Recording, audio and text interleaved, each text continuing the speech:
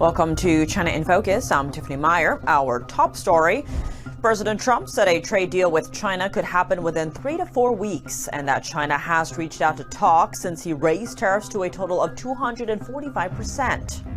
I think we're going to make a deal with China. We're going to make a deal with everybody. A recent report says the mayor of Boston received campaign funds from a person tied to China's propaganda and spy entity on the Chinese regime's efforts to influence U.S. politics and poach talent. They are bankrolling American politicians, and we call it unrestricted warfare, but the tip of the spear of unrestricted warfare is political warfare. The U.S. is unveiling new fees for Chinese-built ships that sail through U.S. ports. Details on the move to restore U.S. shipbuilding. China halting its purchases of liquefied natural gas from the U.S. How could China's economic shifts reshape geopolitics? And what's the bigger strategy at play? And the State Department says a Chinese firm is helping the Houthi terrorist group target U.S. ships in the Red Sea. More on what we know so far.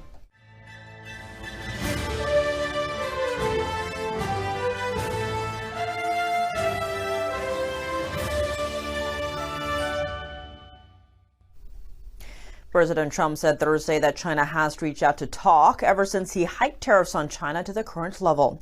Chinese exports to the U.S. now face up to 245% tariffs. He said he believes the U.S. would reach a deal with China and other countries over the next 3 or 4 weeks. Well, you'd think it was pretty obvious that he has, but we will talk about that soon. It's not that important because, honestly, we're going to have a deal. I believe we're going to have a deal with China.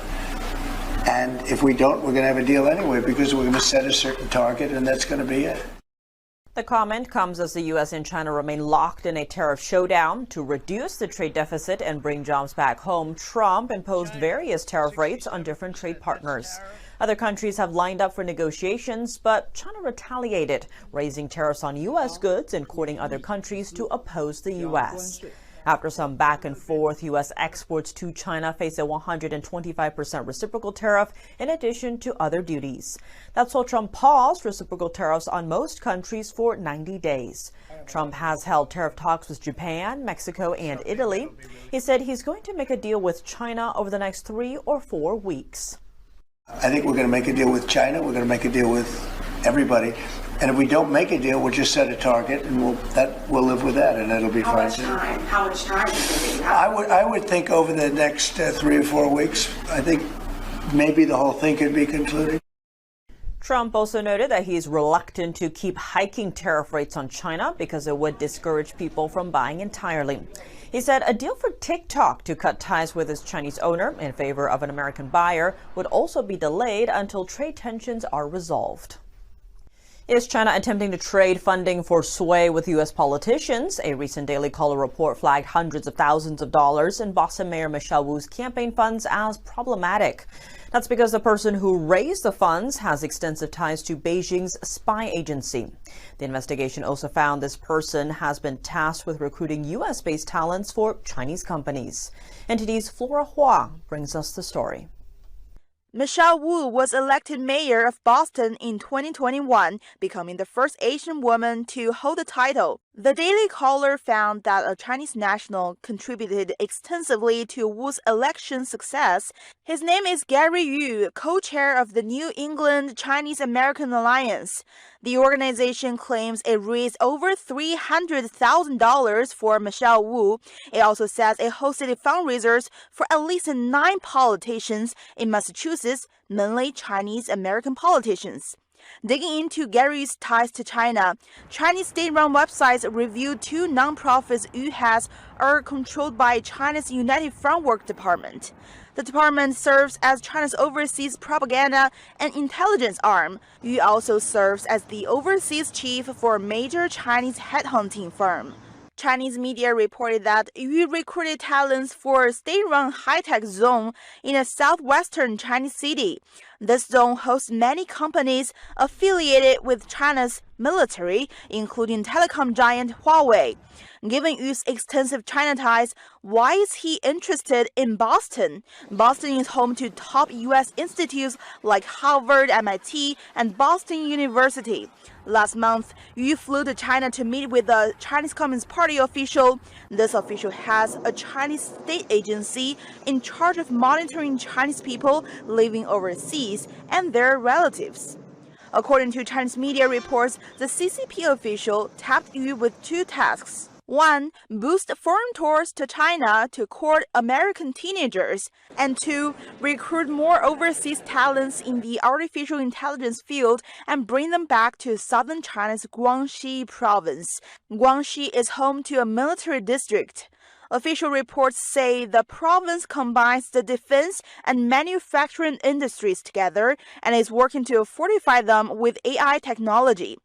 It's worth noting this province also provides economic support for neighboring countries, including Vietnam, Malaysia, and Thailand. Flora Hua, NTD News. The tariff war is bringing the tension between Washington and Beijing to new heights, but zooming in on interactions between U.S. politicians like Michelle Wu and pro-Beijing individuals like Gary Yu, how are their relationships influencing U.S. policymakers and their views on China? To discuss, we sat down with John Mills, retired Army colonel and former director of cybersecurity at the Defense Department. John Mills, thank you so much for joining us. Great to have you back on the show. Thank you, Tiffany. Always an honor to be on the show. Now, this Daily Caller report highlights the Boston mayor, who's of Taiwanese descent, getting bankrolled by Gary Yu, who has ties to the United Front Work Department. This is a CCP overseas program and influence campaign. First, what's your reaction to all of this? This is political warfare. They are bankrolling American politicians. And we call it unrestricted warfare, but the tip of the spear of unrestricted warfare is political warfare. And that's what's going on. That's how we get crazy local and state politicians that behave as if they are in the pocket of China. And they just may very well be.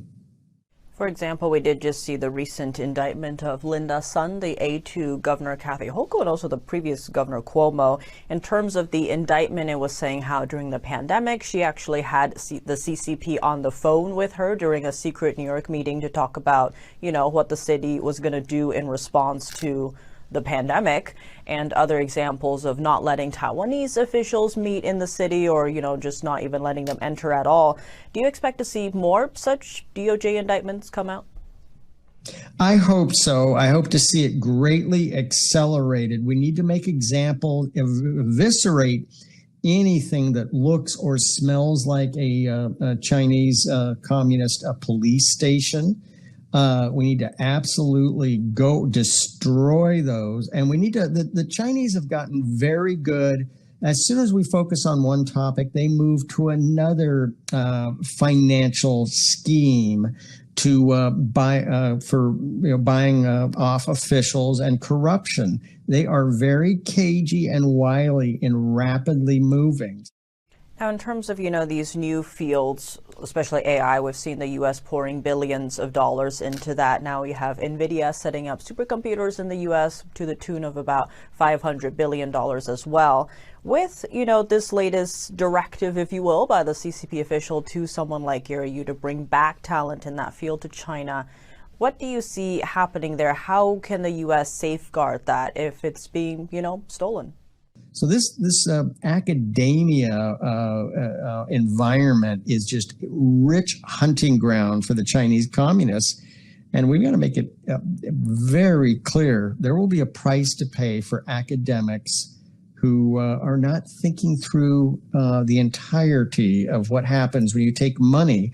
Because you have to make statements when you apply for U.S. government grants from academia. And we found people lying. Well, if they're intentionally lying on these forms about taking money from a foreign power, boy, I have zero sympathy for them, because that is willful evasion and a willful intent to hide fact and truth. John Mills, as always, thank you so much for joining us. Thank you so much, Tiffany. A push to restore American shipbuilding and counter China's dominance. The U.S. is planning to charge new port fees on Chinese ships. The fees apply to Chinese-owned and operated ships, as well as Western carriers that use ships made in China.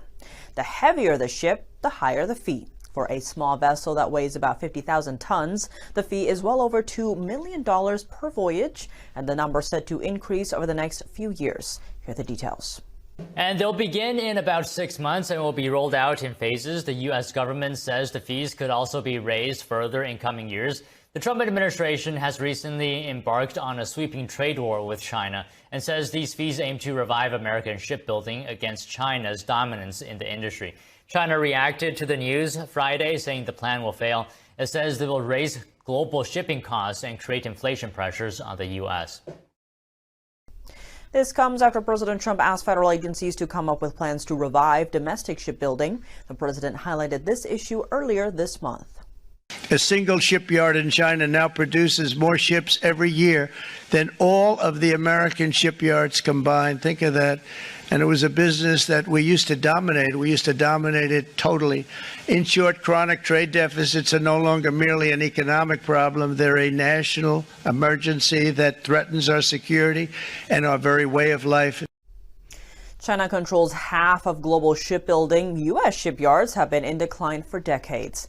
America used to build 70 ships per year in 1975. That number is down to just 5 ships annually now. The U.S.-China battle lines are hardening. Beijing stopped purchases of U.S. gas while discussing with Moscow to deepen energy cooperation. Those shifts reflect ongoing geopolitical fragmentation. According to the Financial Times, China stopped buying liquefied natural gas from the U.S. over 2 months ago. The American fuel source once made up 11% of China's imports at its peak in 2021. As of last year, the U.S. accounted for just 6% of China's natural gas imports.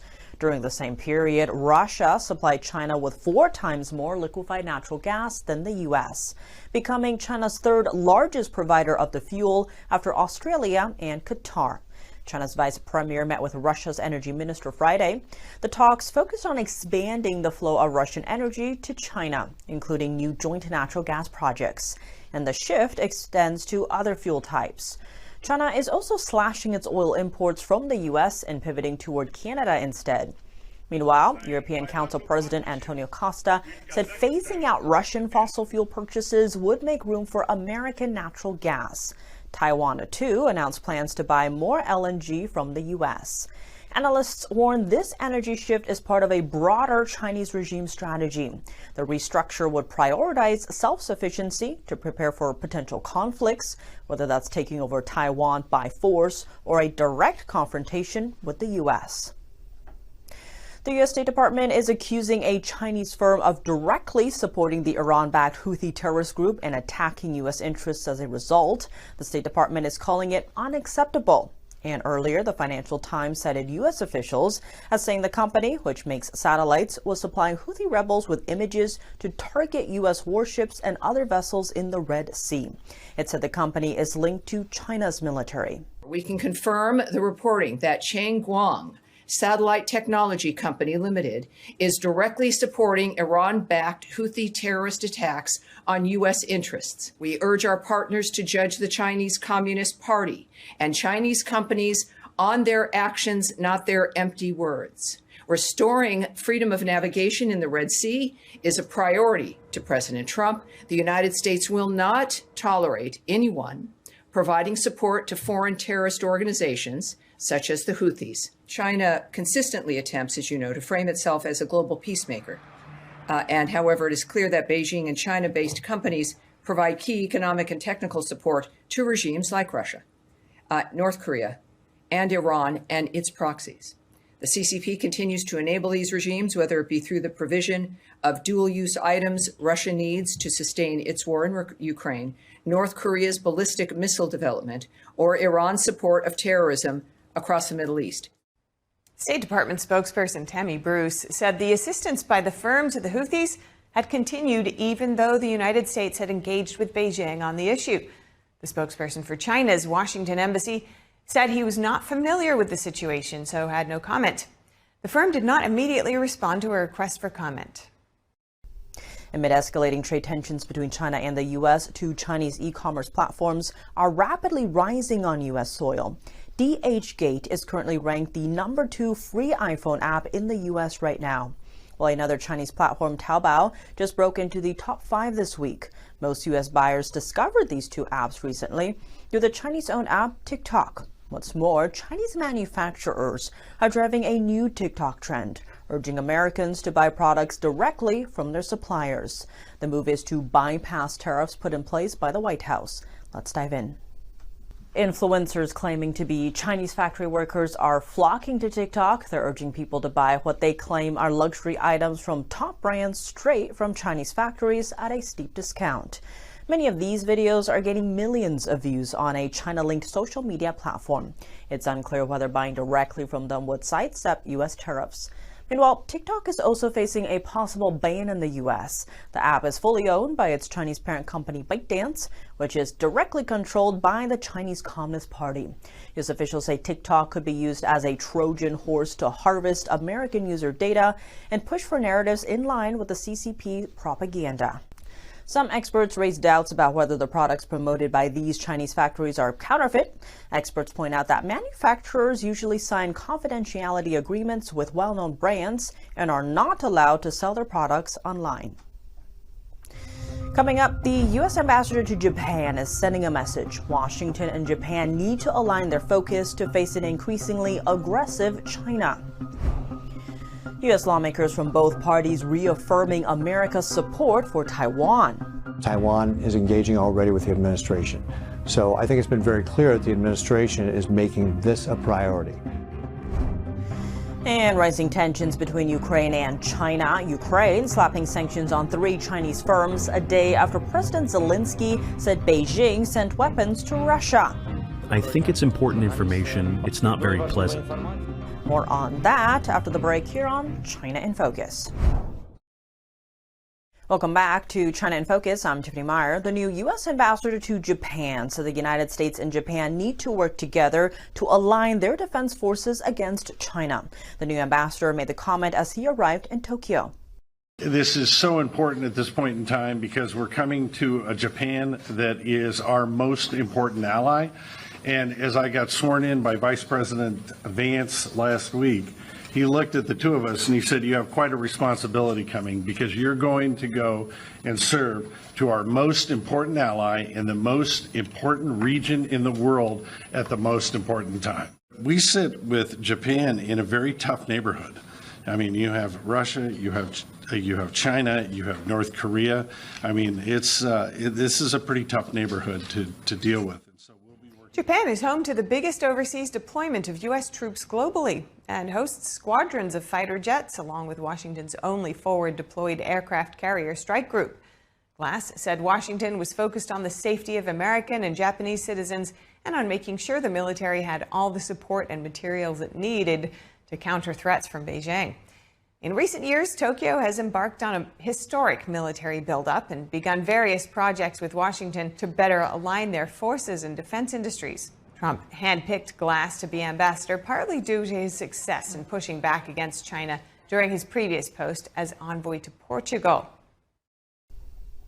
The U.S. is reaffirming its support for Taiwan's defense. 2 senators are in Taiwan Friday as part of an effort that crosses party lines.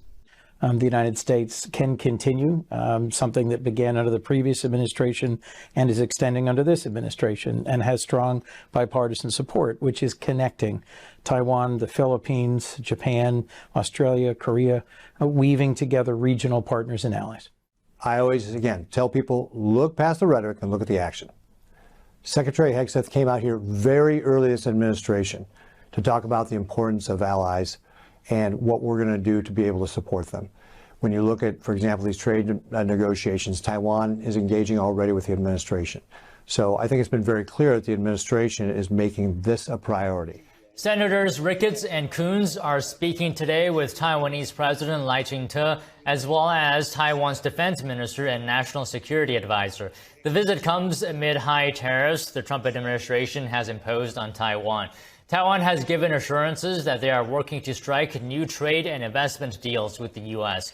According to the senators, Taiwan also says it's investing fast to make their military stronger, nimbler, and less dependent on the U.S. Ricketts said Taiwan's leaders already had reached out to Commerce Secretary Howard Lutnick for negotiations on President Trump's 32% tariffs. Ukraine sanctioned 3 Chinese companies on Friday. This comes after Ukrainian President Volodymyr Zelensky announced on Thursday that Ukraine has intelligence that China is supplying artillery and gunpowder to Russia. He also accused China of producing weapons on Russian territory, but won't be providing any details until next week. Here's more. I think it's important information. It's not very pleasant. We finally received information that China is supplying weapons to the Russian Federation, and we are ready to talk about it in detail.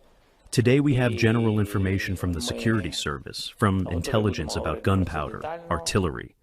And I think we will be able to talk about it in great detail next week, especially about the data that we believe shows that Chinese representatives are engaged in the production of some weapons on the territory of Russia. The allegations are likely to upend relations between Kyiv and Beijing, already strained by Ukraine's earlier capture of Chinese nationals fighting for Russia.